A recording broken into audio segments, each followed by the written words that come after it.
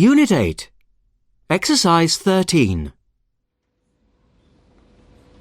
Good morning, ladies and gentlemen, and welcome to the Guinness Brewery. This is the largest brewery in Europe, and we export to over 120 countries. I'll start by telling you a little bit about the beer making process. There are basically 4 main ingredients for making Guinness. These are barley, hops, yeast and water.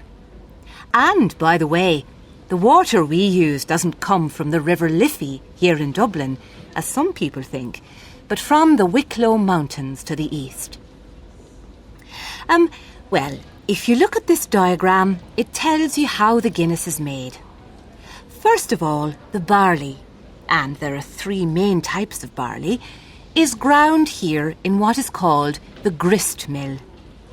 It's a bit like grinding coffee, really, and then this sort of powder, or grist, is fed along this pipe and is mixed with hot water.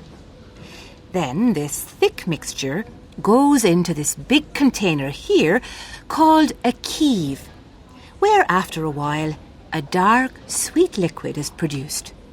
That's the famous black colour. After that, the hops are added to the wort in these huge 20-ton kettles.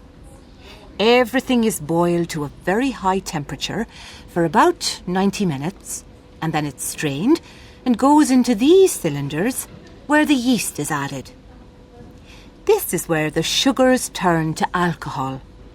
And then, after being fermented, the yeast is removed from the mixture by a centrifuge.